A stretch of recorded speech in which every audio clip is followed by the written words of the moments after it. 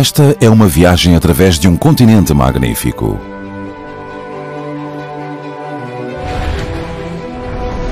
Uma viagem através do espaço e do tempo. Ao longo do percurso, descobriremos os vestígios de antigos oceanos e desvendaremos os restos de florestas tropicais no alto das montanhas. Os dinossauros serão nossos companheiros de viagem. Conheceremos os Neandertais e iremos testemunhar um acidente cósmico que esteve perto de aniquilar toda a vida. Acompanharemos caçadores e presas. E o percurso da Europa na sua longa viagem através do nosso planeta.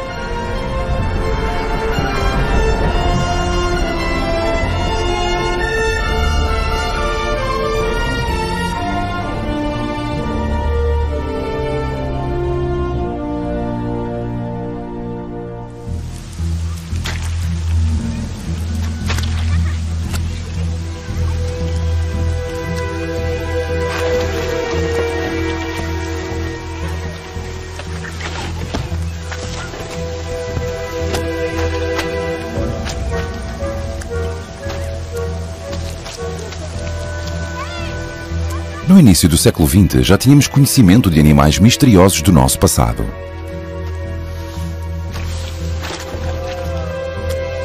Vários vestígios encontrados na atual Alemanha revelaram um lugar habitado por estranhas criaturas. Este é um achado desses tempos pré-históricos. Um osso de um animal lendário. É a idade de ouro dos dinossauros. Seriam eles a dominar o planeta durante os próximos 150 milhões de anos.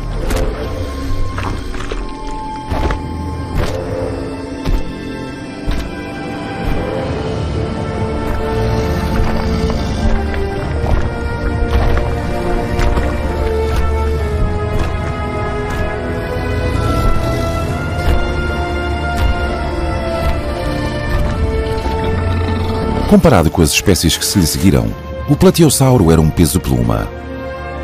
No entanto, este herbívoro era demasiado pesado para o solo úmido e lamacento dos pântanos que se tinham espalhado pelo continente.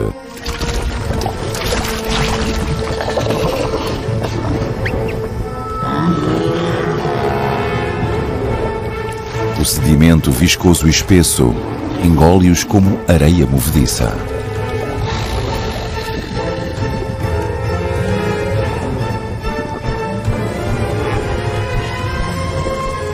Nos tempos modernos, os dinossauros aqui desenterrados receberam o nome de dragões da Suábia, numa homenagem à região.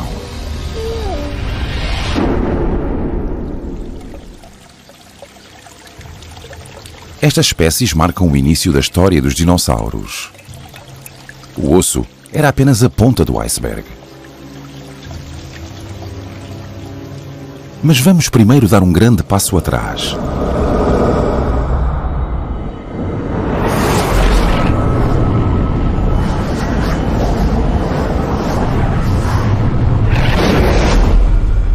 A Terra era ainda uma bola de fogo resplandecente, muito longe do nosso planeta azul. Pouco a pouco, a massa quente e vermelha arrefeceu, dando lugar aos rios, lagos e oceanos. O continente precursor da Europa começava a erguer-se do mar. Situava-se milhares de quilómetros mais a sul, no Equador.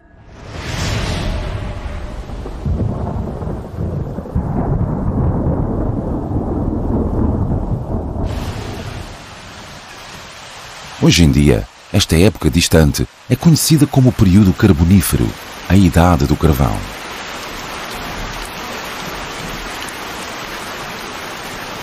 Reinava uma estranha atmosfera na floresta.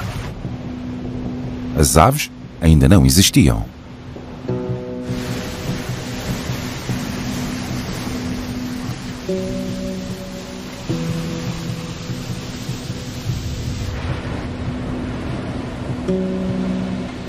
O clima era quente e úmido. Havia um excesso de oxigênio. Os fetos cresciam a alturas de até 20 metros.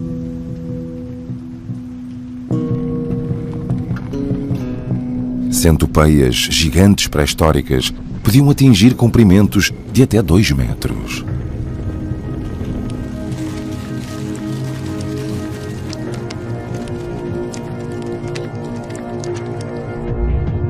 Os cáudatos foram os primeiros vertebrados a pôr os pés em terra firme. Em apenas alguns milhões de anos, estes anfíbios desenvolveram patas e pulmões.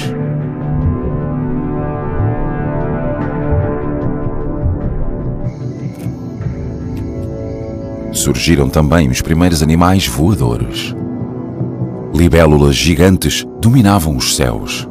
Com 4 asas individualmente controláveis, como os seus antepassados modernos, eram caçadoras de alta precisão.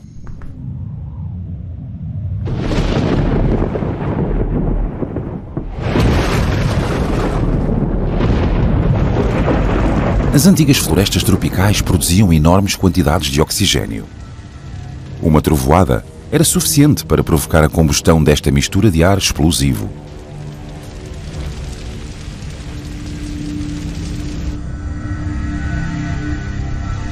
Nesta fase, a Europa estava situada na interseção de 2 vastas massas de terra. A colisão entre ambas deu origem a uma cadeia de montanhas que poderia ter sido tão alta como os Alpes modernos, se não tivesse começado a desmoronar-se logo após a sua formação. Os pântanos foram enterrados sob os escombros das montanhas. As florestas voltaram a crescer, sendo novamente inundadas pelas águas do oceano e cobertas de areia e detritos rochosos, num processo que demorou milhões de anos. Privadas do oxigênio, as plantas não apodreceram. Primeiro transformaram-se em turfa, depois em lignite ou carvão castanho e, finalmente, em carvão negro.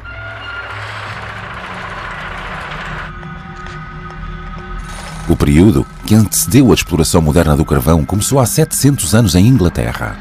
Primeiro à superfície. Depois, em busca de camadas mais profundas, as operações passaram para o subsolo.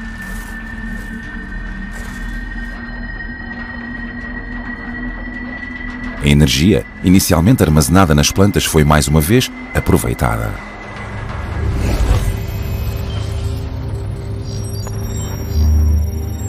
A grande necessidade de energia dominava as cidades mineiras de carvão. O subsolo seria em breve atravessado por poços de minas e passagens.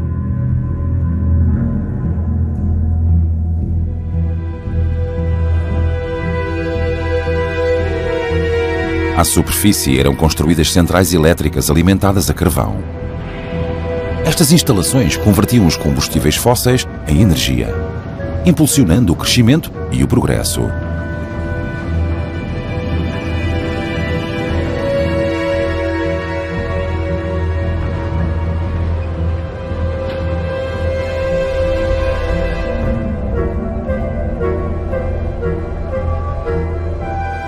Nos escombros das minas de carvão, a floresta primitiva subterrânea torna-se mais uma vez visível.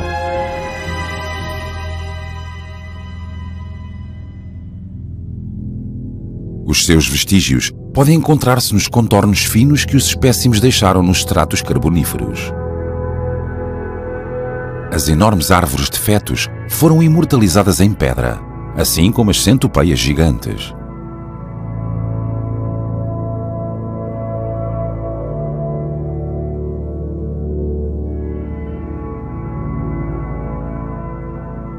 Os troncos de árvores sigilárias de 40 metros de altura também deixaram a sua marca. E também as libélulas, que, para além do enorme tamanho, dificilmente se distinguem da versão atual.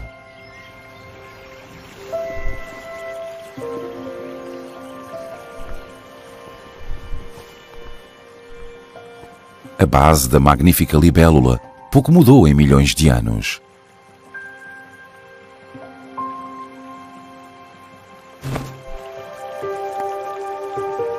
Durante a fase de crescimento, o jovem inseto vai soltando o seu exoesqueleto leve, mas resistente. Por baixo desta armadura descartável, o seu corpo é dividido em segmentos macios. Livre da capa, a libélula atingiu a maturidade e pode finalmente voar.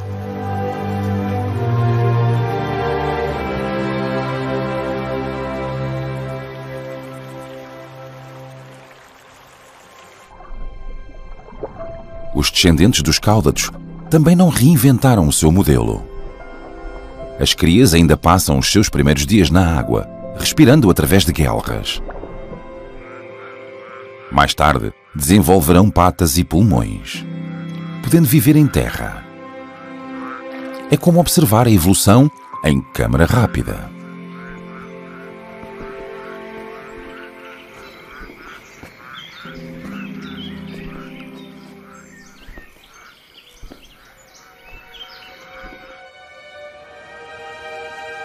Na Europa Central pré-histórica, uma enorme cordilheira situava-se aqui, onde restam agora pequenas montanhas. A erosão desgastou a cadeia montanhosa do Carbonífero até ao solo. Os escombros dos seus picos encheram os vales. Restam as baixas cadeias de montanhas da Europa do Sul, Oriental e Ocidental. Os Sudetas, o maciço renano e as Ardenas. A água acumulou-se nos estratos argilosos do fundo dos vales, criando lagos. Olhando para a paisagem verdejante dos dias de hoje, é difícil imaginar que um oceano primordial tenha existido aqui.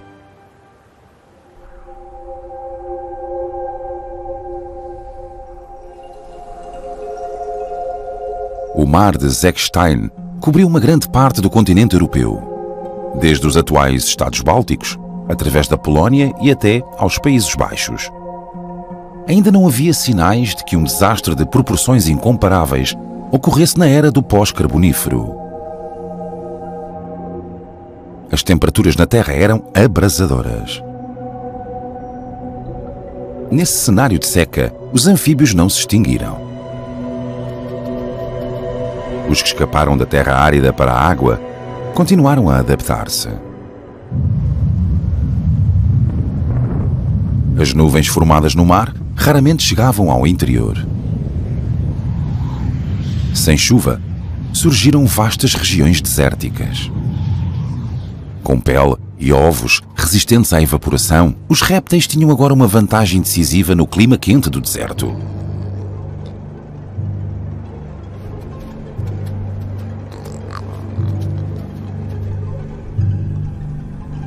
Ao longo de um período de 150 milhões de anos, as cadeias montanhosas foram esmagadas, inundadas pelo oceano e abandonadas à seca novamente.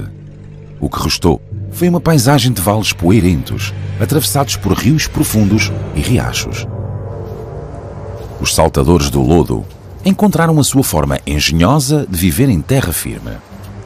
Em vez de pulmões, desenvolveram guelras, que enchem com água enriquecida com oxigênio.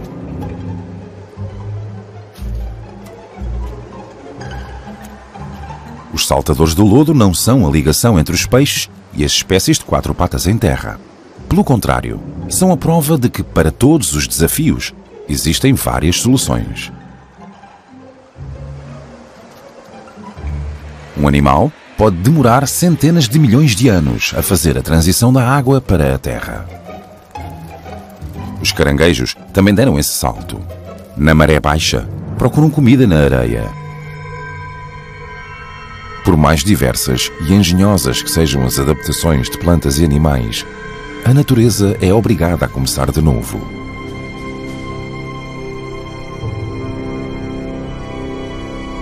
No final do período Permiano, 80% de todas as espécies animais em terra e no mar tinham sido extintas.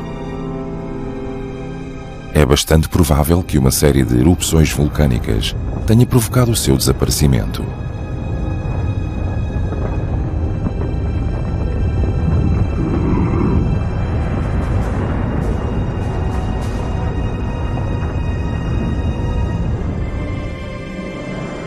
O clima mergulhou no caos.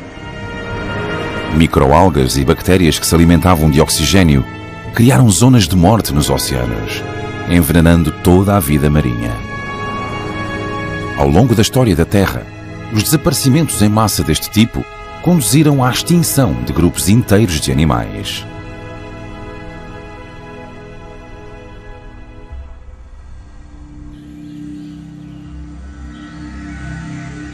Ainda hoje, as provas dos desertos pré-históricos são omnipresentes.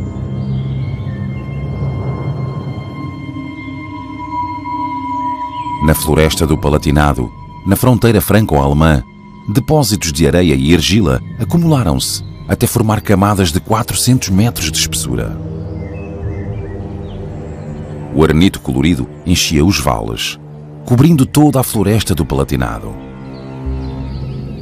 Mas o vento e a água erodiram uma grande parte da pedra sedimentar altamente porosa, criando formações rochosas invulgares.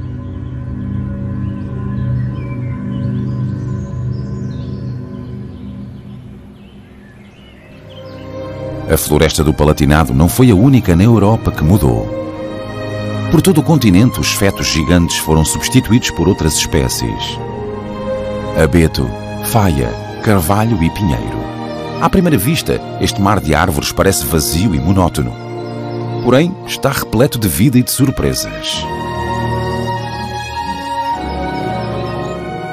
No sul do continente, os pinhais mediterrâneos cobrem a terra. Na Europa Central e Oriental é a faia. E no norte, a taiga toma o seu lugar. Embora estas florestas possam parecer intocadas, deixaram de ser selva há muito tempo. Aqui, a flora e os predadores modernos moldam a face da natureza. A cegonha branca é um dos primeiros habitantes das florestas aluviais. Inicialmente uma espécie arborícola. Estas aves ocuparam os telhados e chaminés quando os seres humanos começaram a moldar a paisagem.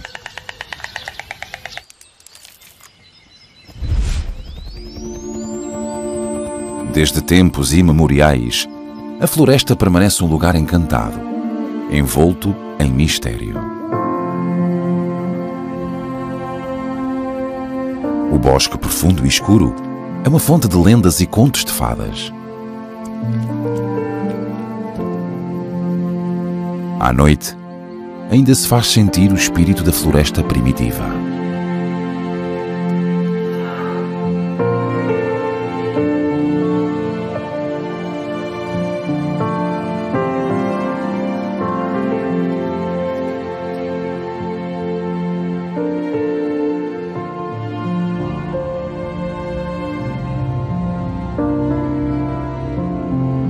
Em alguns lugares, porém, o sonho da floresta antiga transformou-se em pesadelo.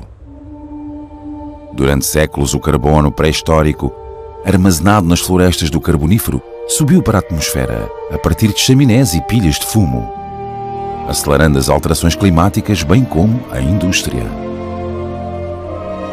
Filas de abetos foram plantadas em alguns pontos, criando florestas frágeis.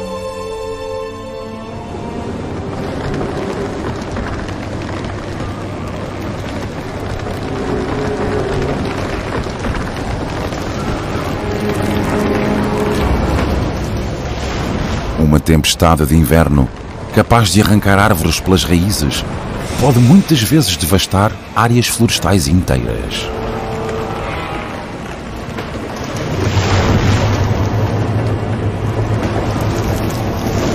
Tais catástrofes naturais podem destruir em minutos anos de esforços de reflorestação.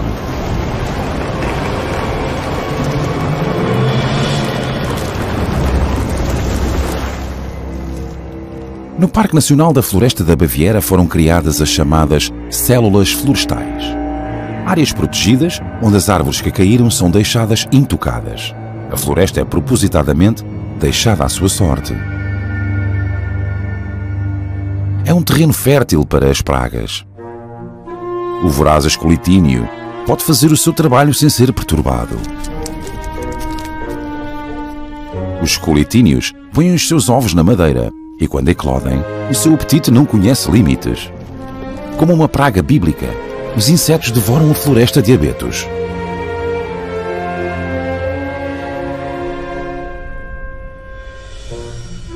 Mas cada fim traz as sementes de um novo começo.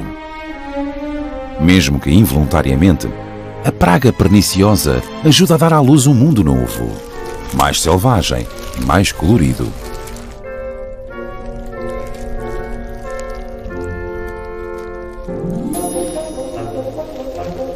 Os fungos contribuem, decompondo a madeira para criar a floresta virgem do futuro.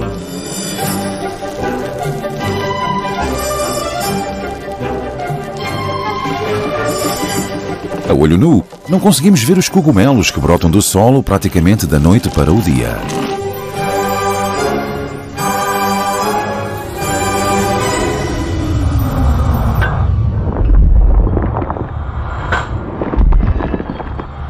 É ainda mais difícil compreender o ritmo lento a que a vida se transforma em pedra. Este aparente impasse é, na verdade, um estado de constante mudança. Continentes inteiros migram, espécies animais e vegetais desaparecem dando lugar a novas. Na nossa percepção, os períodos de tempo são tão grandes que só podemos adivinhar a extensão das mudanças.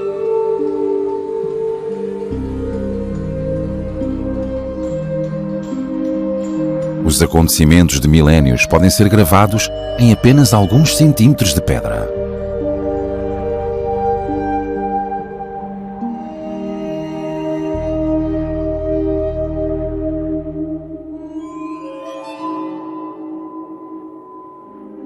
Numa pedreira na Baviera, encontram-se vários vestígios da pré-história. À medida que as camadas são escavadas, testemunhas silenciosas de uma era passada vão se revelando. Nessa altura, esta região situava-se à beira-mar, com lagoas planas ao longo da costa, revestida por recifes de coral. Mas, acima da linha de água, o clima era tudo menos calmo.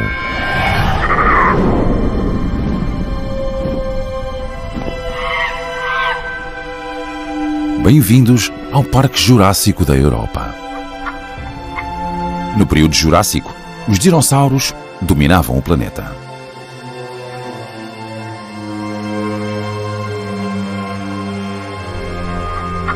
Voadores exímios, caçadores rápidos e gigantes blindados conquistaram quase todos os recantos e todos os habitats.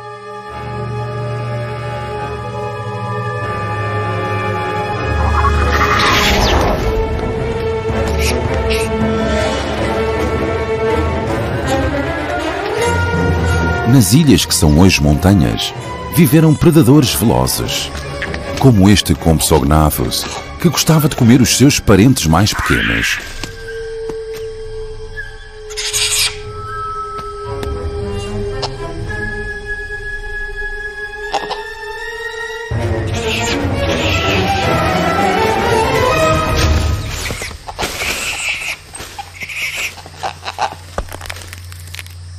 Esta época selvagem viu nascer uma estranha criatura com garras e uma longa cauda ossuda.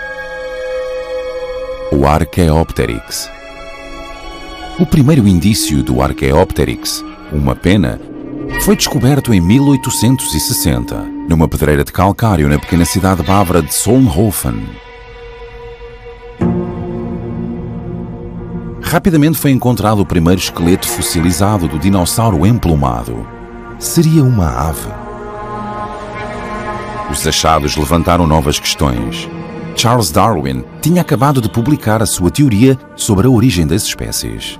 O fóssil rapidamente se tornou motivo de discórdia. Uns viam-no como prova de que as aves evoluíram dos dinossauros. Para outros, era uma anomalia exótica, mas definitivamente não uma ligação entre espécies. Estavam errados.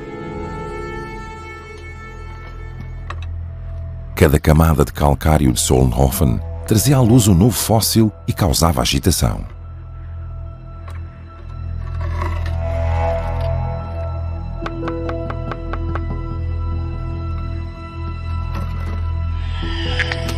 Numa descoberta com a qual ninguém tinha contado, o Archaeopteryx não foi o primeiro dinossauro coberto de penas.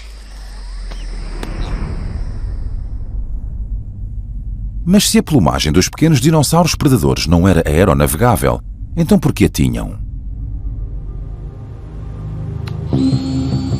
Os répteis dos nossos dias são animais de sangue frio, que precisam de sol para se manterem quentes. Acredita-se que os dinossauros faziam o mesmo. Mas estes seres jurássicos não deixaram mais do que pedras para os estudarmos.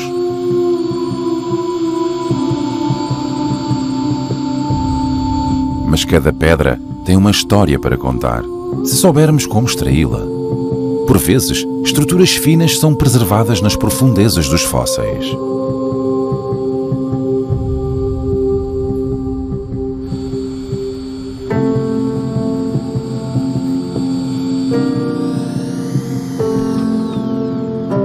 Na Universidade de Bona, os investigadores estão a analisar estas microestruturas.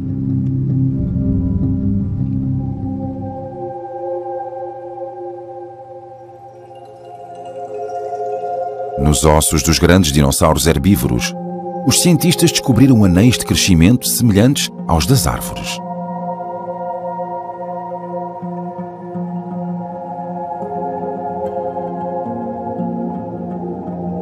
As amostras do núcleo dos ossos mostram que, em muitos casos, os anéis são espaçados a grandes intervalos. Os dinossauros devem ter crescido rapidamente, à semelhança das espécies de sangue quente. A história deve, mais uma vez, ser reescrita. Várias espécies de dinossauros tinham pouco em comum com os répteis modernos. Dinossauros com penas, de duas patas, que aquecem os ovos com os seus corpos e alimentam as suas crias. A semelhança não é uma coincidência.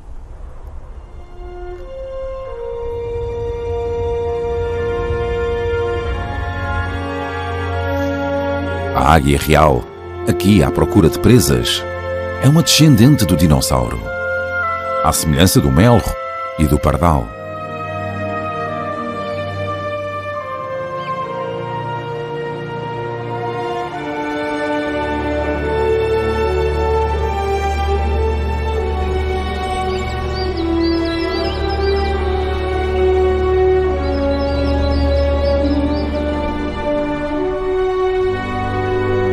O habitat da águia parece antigo, sulcado, desgastado pelo tempo.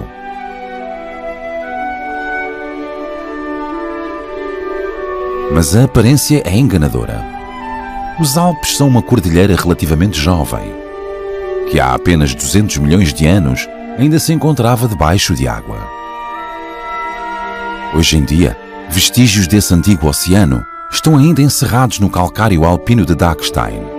As misteriosas impressões no maciço de Dachstein colocaram durante muito tempo questões intrigantes. Estes são os descendentes dos habitantes de um oceano quente, a partir do qual os Alpes ainda não se tinham erguido. Nessa altura, grande parte da região alpina ainda parecia uma paisagem subaquática tropical. No sul, uma profunda fossa separava os continentes africano e europeu. O mar preencheu esta divisão, enchendo as praias com recifes de até 1000 metros de altura.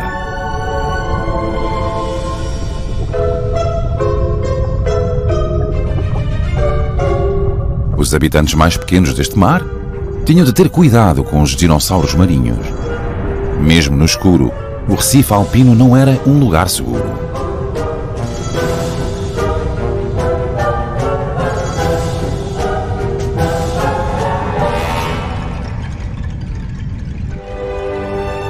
Atualmente, esse mar encontra-se acima das nuvens. O fundo marinho formou numa cadeia montanhosa. Outrora com 1000 quilómetros de largura, foi comprimido e possui agora uns meros 100 quilómetros. A paisagem montanhosa escarpada é o resultado da colisão entre os dois continentes. Aqui, a África foi comprimida a partir do sul contra a Europa. Lentamente, a crosta terrestre foi empurrada e empilhada em camadas. Assim, do fundo de um antigo oceano, os Alpes de calcário ergueram-se a grandes alturas.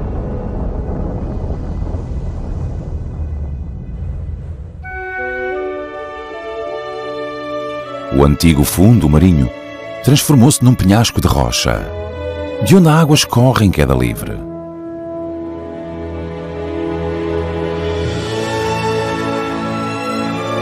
A força constante da água desgasta a montanha de novo, pouco a pouco.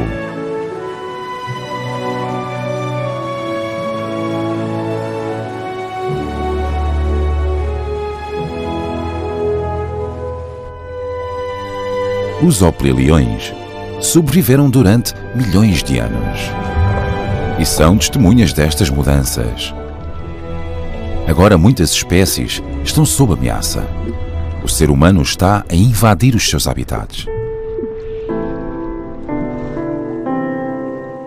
O mundo subaquático dos lagos alpinos não é menos misterioso do que o dos oceanos pré-históricos. Também aqui, a evolução tem vindo a apresentar uma estratégia de sobrevivência altamente inventiva.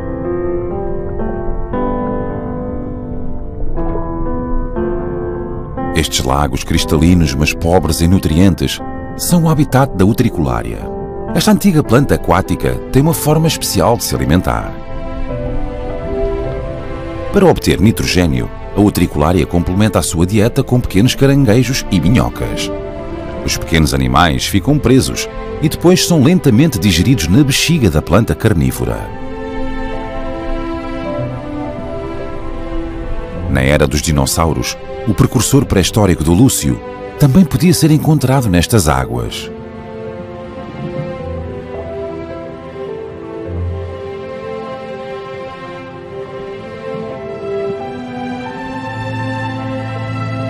A 600 metros acima do nível do mar atual, situa-se o Königssee. Aqui, o lúcio e a utriculária caçam por entre os restos de bancos de coral e recifes que foram levantados a altitudes muito acima da linha da floresta.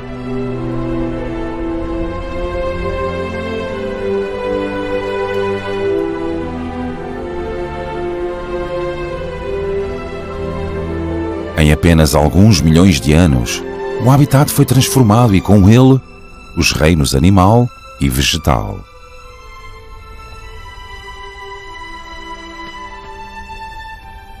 Vivendo a uma altitude de 1000 metros, a marmota está perfeitamente adaptada ao clima alpino. Ao contrário de outros mamíferos, as marmotas não conseguem arrefecer o seu corpo. Num clima mais quente, não sobreviveriam aos rigores das constantes guerras territoriais.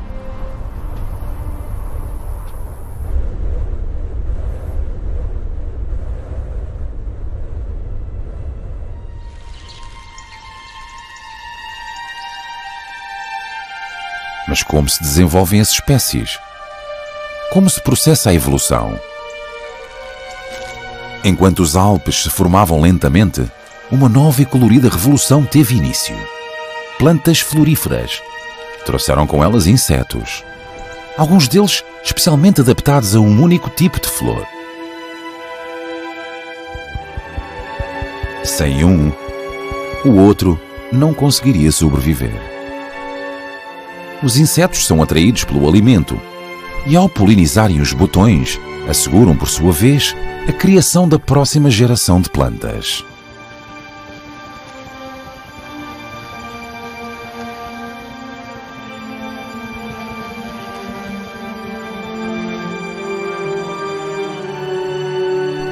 Ninguém sabe ao certo como começou toda esta interação de adaptação mútua.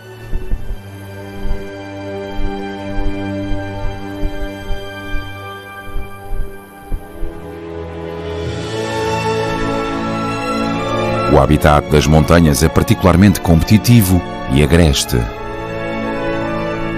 A cada metro de altitude, a temperatura desce e a diversidade da vida vegetal diminui. Mas há plantas que conseguem sobreviver aqui, apesar dos extremos de frio, sol e aridez.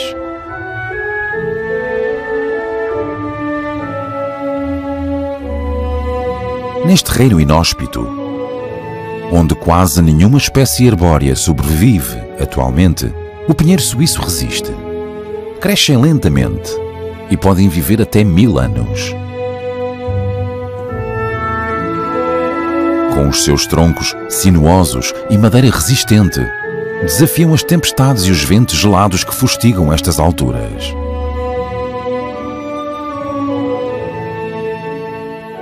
O destino do nucifraga está indissoluvelmente ligado ao dos pinheiros.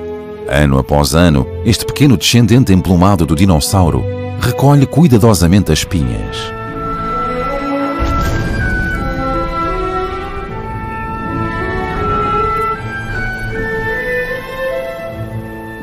No outono, um único pássaro pode guardar o seu alimento em até 6.000 lugares.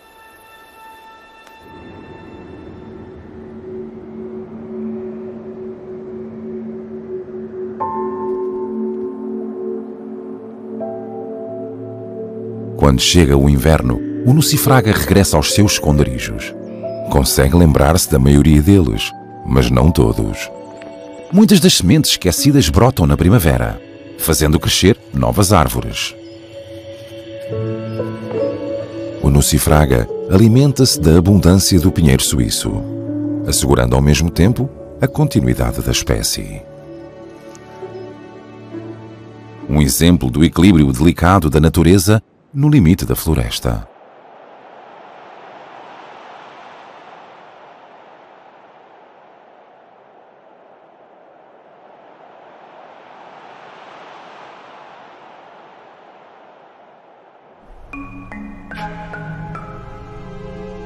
O que antes era o fundo do oceano é agora o reduto destas espécies acrobatas.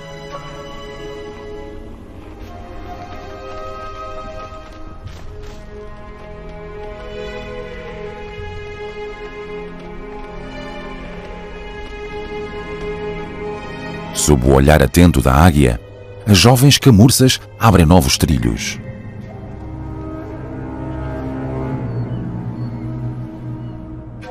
Por mais habilidosas que sejam na escalada, a queda de rochas e as avalanches acabam por dissuadi-las, especialmente as mais jovens.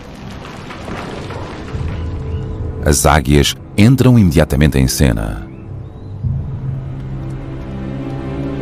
Os íbices e as camursas arriscam manobras ousadas nas encostas rochosas das montanhas, em busca de uma substância preciosa: o sal.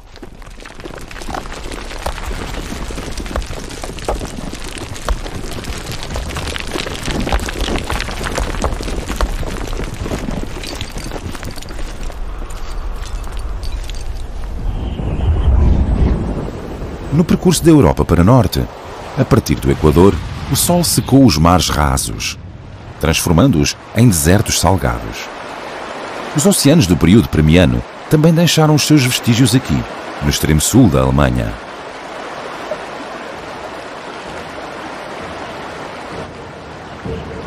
Atualmente, esses estratos salinos atravessam a rocha dos Alpes de Berchtesgaden.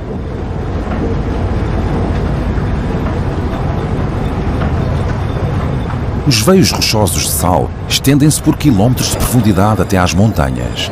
Em alguns pontos chegam a atingir 1000 metros de espessura. Quando os Alpes começaram a formar-se, os depósitos de sal foram levantados das profundezas, deformando-se à medida que eram empurrados. Os seus padrões traçam claramente a elevação da cordilheira.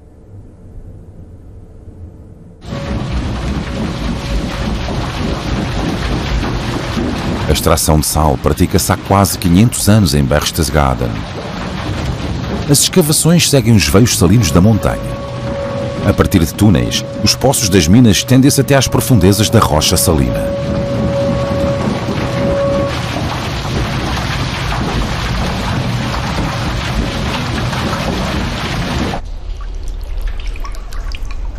É a própria água da montanha que faz a extração, lavando o sal da pedra.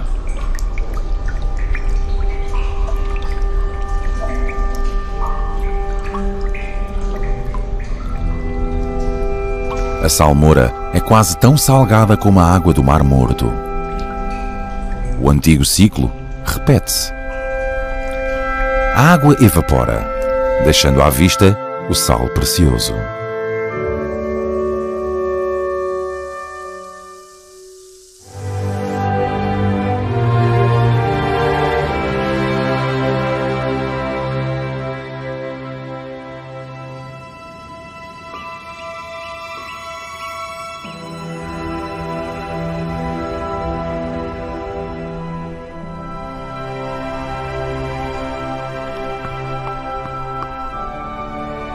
centenas de milhões de anos, deixaram a sua marca nas rochas, dando à Europa a sua aparência em constante mudança. Durante este período, os Alpes tornaram-se uma maciça cadeia montanhosa.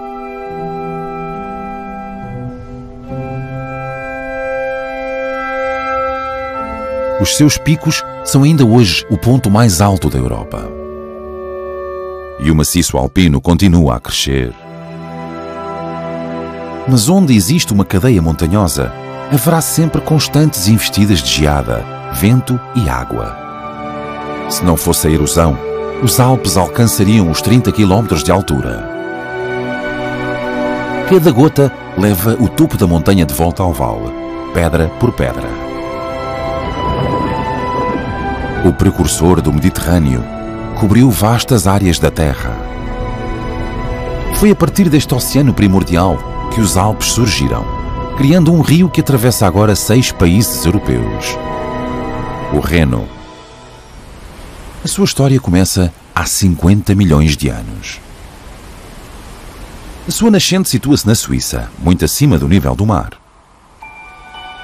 Na descida sinuosa através dos vales, o Reno tem uma enorme queda de altitude.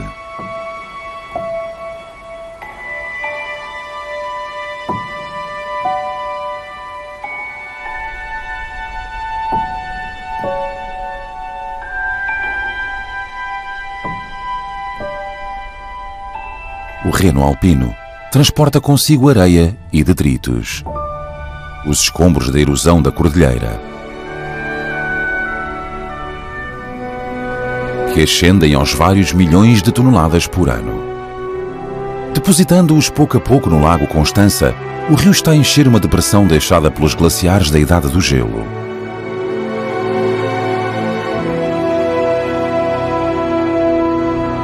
O lago Constança foi formado por línguas de correntes glaciares que deixaram para trás a água derretida, rodeada por altas paredes de escombros rochosos. Quando as paredes rebentaram, o Reno alpino abriu caminho para o oeste, para se juntar ao ainda jovem Alto Reno.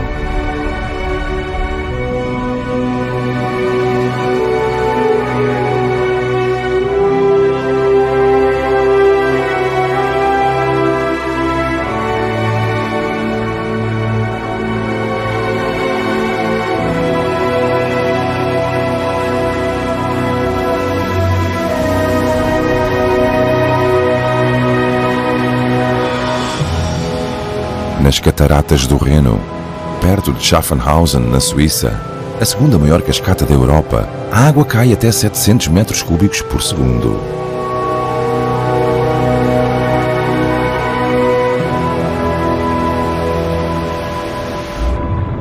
Para os peixes do rio, a viagem a montante termina aqui, exceto para a enguia. As suas origens remontam a milhões de anos. Do ponto de vista evolutivo, a enguia é um modelo antigo, mas nada desatualizado.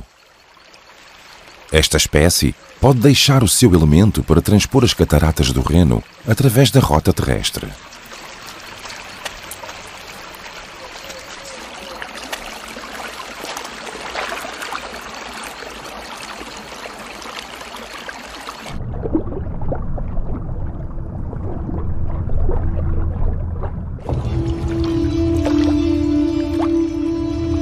O domínio dos dinossauros terá chegado a um fim abrupto há 65 milhões de anos, com uma queda de meteoritos. Mas esse não foi realmente o fim da sua história.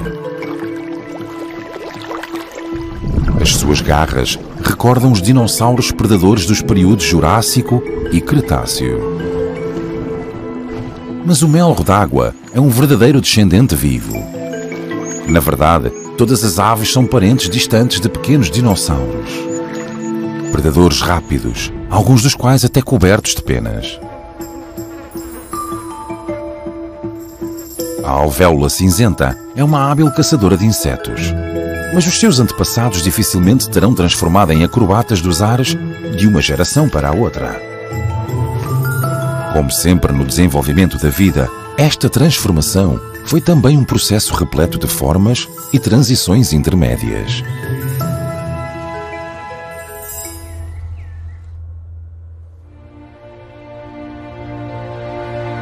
Logo após Schaffhausen, o Reno segue para a Alemanha, ao longo da Floresta Negra, famosa muito para além das fronteiras nacionais. A sombra da conífera da montanha é o habitat da tetraz grande. O macho não é um ás voador, mas tem uma plumagem impressionante, mostrando à fêmea que é um parceiro saudável.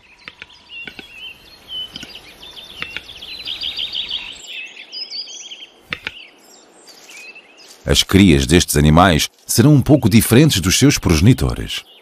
Aqueles que transmitirem as suas características à geração seguinte definirão as condições no seu ambiente. Assim funcionou o mundo durante 4.000 milhões de anos. A corte funcionou. As fêmeas estão numa agitação.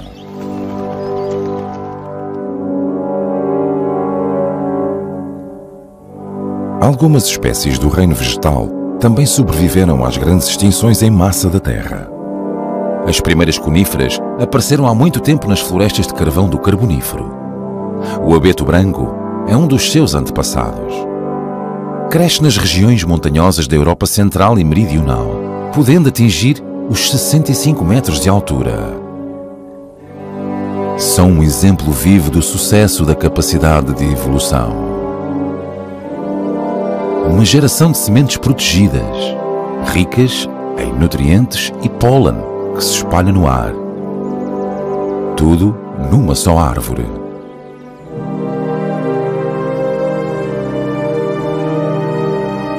A nascente do rio Utak situa-se no sul da Floresta Negra. Ao longo de milhões de anos, o poder da água tem exposto lentamente os estratos rochosos. O rio acompanha a história da Europa, até à pedra basilar da Cordilheira do Carbonífero. O ambiente está em constante mudança. A vista do topo da Floresta Negra até ao Vale do Reno é como uma janela para o interior da Terra. Aqui, um continente foi dividido. A oeste, o Graben abriu-se como um ramo do oceano atravessando a Alemanha. Há 50 milhões de anos, quando o sul da Europa Central foi empurrado pela pressão dos Alpes, o oceano recuou, deixando para trás o Alto Reno. O rio escolheu um leito instável. A crosta terrestre é especialmente fina aqui, deixando que o magma subisse à superfície. Milénios de erosão desgastaram as crateras vulcânicas pré-históricas, formando as encostas em socalcos do Kaiserstuhl, um paraíso repleto de sol.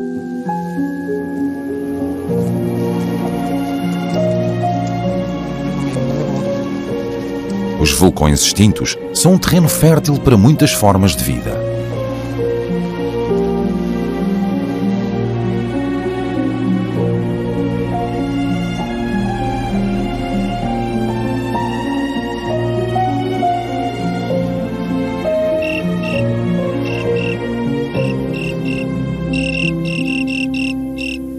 Uma selva de gramíneas e flores proporciona uma boa camuflagem para um caçador invulgar, o louva-a-Deus.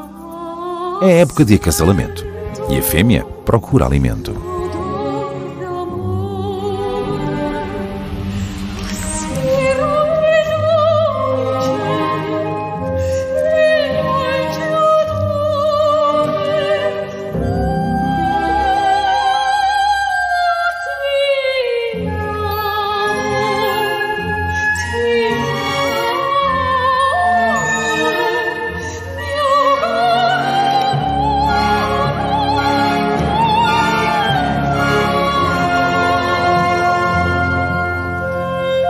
O lagarto permanece imperturbável perante o encontro mortífero.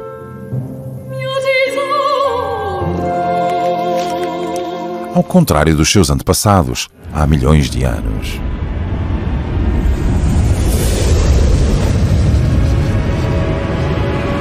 Esta colisão pôs fim à era dos dinossauros.